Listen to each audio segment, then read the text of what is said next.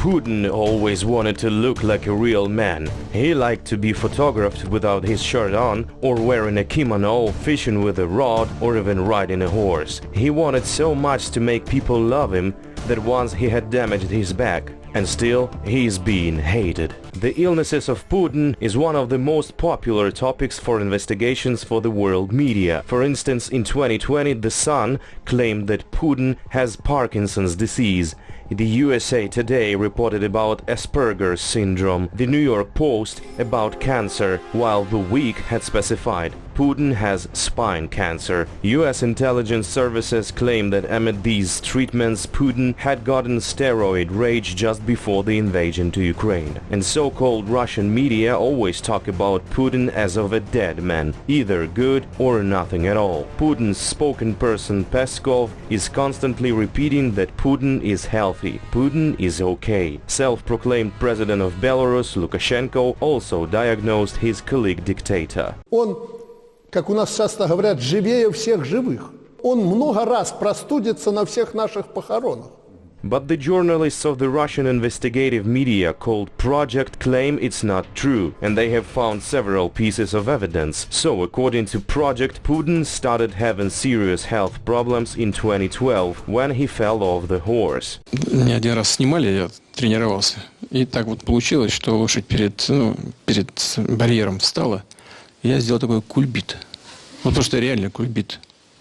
Boom. Not long after this boom, Putin, together with Kirill, the Patriarch of Moscow, was laying flowers to the monument on the Red Square, and Putin was limping. Since this incident, Putin started to shorten or even to cancel his official meetings. He started to wear a back brace. People said he urgently needed spine surgery. Suddenly, Putin has disappeared from public, and later he was regularly disappearing once a year.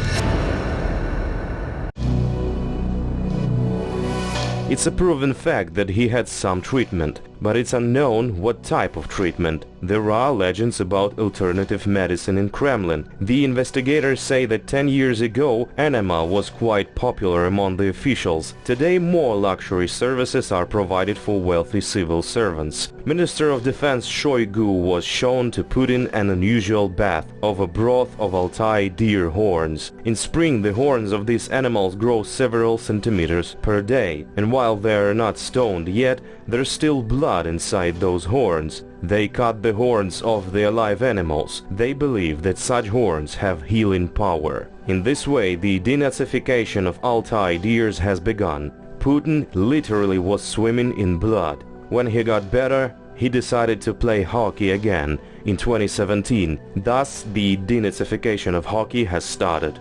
В чужой зоне, в своей зоне, да, якобы чужой. Красиво. Так. Силовой против Владимира Владимировича. Ничего себе. Это нарушение. А за нарушение сегодня штрафной бросок, а не 2 минуты. Почему Павел Буров? What was the problem this time, either shoulder or back, is unknown, but after this accident the trauma surgeon started visiting Putin in Sochi. The Russian investigators have found dozens of agreements between the hospitals and the hotels in Sochi about the accommodations of different doctors. At first, 5 doctors lived there. Later, their number increased. Otolaryngologist, surgeon, neurosurgeon, intensivist, physiotherapist, among others. The same story happened in 2019. Putin was playing hockey again, and something went wrong one more time. 3 doctors have always followed Putin since then. They were otolaryngologists and oncology surgeon. Interesting fact about the last one. The topic of his doctoral research was the characteristics of the diagnosis and surgical treatment of elderly patients with thyroid cancer. Let's not forget that Putin will turn 70 soon. Putin himself showed interest in the methods of fighting cancer. In July 2020, he had a meeting with the head of the National Medical Endocrinology Research Center. They discussed thyroid cancer and hormonal medicine. Выздоровление 95-98%.